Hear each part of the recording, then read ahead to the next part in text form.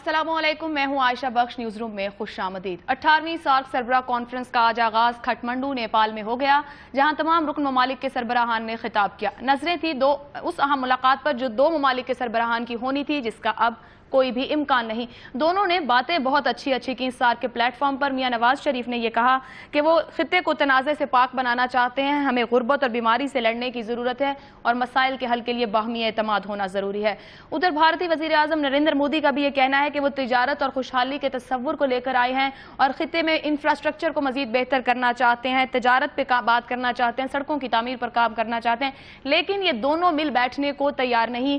इसका नतीजा क्या निकलेगा? सार्क की अहमियत को दोनों मुल्क मिलकर खत्म कर रहे हैं, तो फिर सार्क का फायदा क्या? सार्क को बेअसर किया जा रहा है। पाकिस्तान और भारत का तनाज़ा सबसे आगे है, जिसके ऊपर तमाम मुल्कों के साथ साथ ये कोशिश नेपाल की खास तौर पर थी कि मुलाकात हो सके, लेकिन हालात मुख्तलिफ दिखाई देते। कुछ देर पहले इंतहाई अहम स्टेटमेंट मुशीर खारिजा सरताज अजीज के सामने आया, जिनका यह कहना था, एक बार फिर उन्होंने वजीर आजम नवाज शरीफ का बयान ही दोहराया कि पाकिस्तान भारत के साथ मुज़ाकरात या बातचीत के लिए तैयार है, लेकिन पहल भारत को करना होगी। कौन इसका इनिशिएटिव लेगा, इस पर गुफ्तगू करेंगे। कल की तरह, गुज़श्ता रोज की तरह आज फिर भारत से पैनल हमारे साथ है, नेपाल से भी पैनल होगा। भारत से हमारे साथ हैं पुण्या प्रसून वाजपेयी जी, और इसके साथ साथ हमें नेपाल से ज्वाइन करेंगे गौरव सामत, और उनके साथ भी पैनल मौजूद होगा। प्रसून जी, कहिएगा कि कौन आगाज करेगा, किस तरह से रास्ता निकलेगा, दोनों मुल्कों के दरमियान ब्रेक थ्रू किस तरह से मुमकिन है? आपके मेहमान क्या कहते हैं? मेहमानों की बड़ी साफ राय है कि सार्क के जरिए चीजें नहीं समझ सकती हैं। भारत इकोनॉमिक एस्पेक्ट में आगे बढ़ चुका है और कहीं ना कहीं डेवलपमेंट, इंफ्रास्ट्रक्चर और इकोनॉमिक संबंध महत्वपूर्ण है। वो अमेरिका, चीन भी हो सकते हैं और हो रहे हैं। ऐसे में पुराने तरीके से पाकिस्तान के साथ मायने चीजें नहीं रखेंगी, बदलना होगा।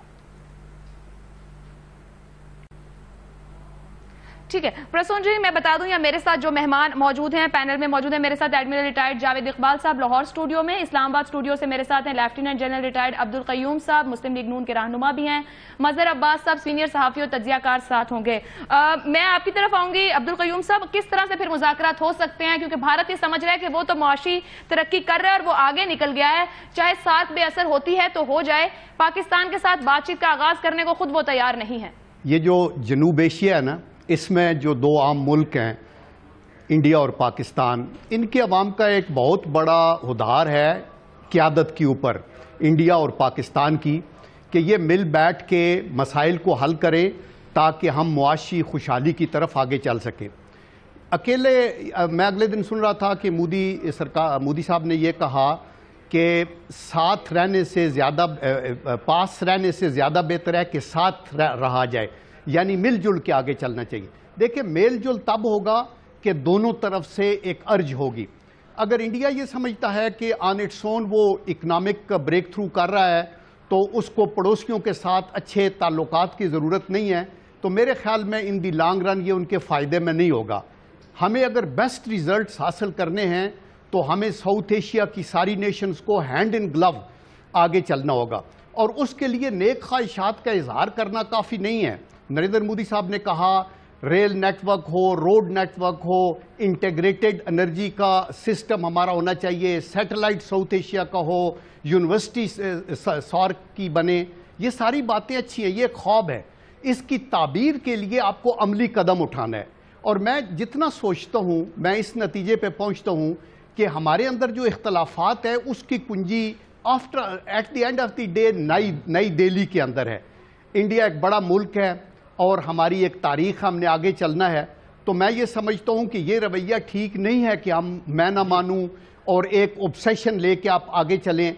ये नवाज शरीफ साहब ने बिल्कुल ठीक कहा, या हुकूमत पाकिस्तान का ये स्टैंड है कि हम मुज़ाकरात चाहते हैं, हम चाहते हैं कि हम अपने मसाइल को हल करें, लेकिन इसके लिए आपको एंगेज होना पड़ेगा एक दूसरे के साथ। अभी ये जो डायलॉग हमारे थे, इनको रोका है इंडिया ने, तो फिर अभी इंडिया को ही इसका इनिशिएटिव लेना होगा और रिज्यूम करें टॉक्स को और मसाइल को हल करें, ताकि हम सिर्फ पाकिस्तान के नहीं बल्कि इसे भी सुना जाए, क्योंकि सार्क सम्मेलन के दौरान क्या मैसेज निकल कर आ रहा है गौरव, वहां पर इसको किस रूप में देखा जा रहा है? भारत की तरफ से जो कहा गया, पाकिस्तान की तरफ से जो कहा गया, जो तलखी बहुत क्लियर तौर पर दिखाई दी, वहां क्या राय है गौरव?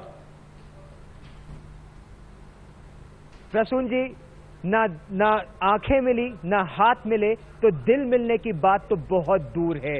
यहाँ पर अगर काठमांडू की हम बात करें तो खासी सर्दी है इस समय, और यही सर्दी भारत और पाकिस्तान के रिश्तों में भी साफ तौर पर नजर आई।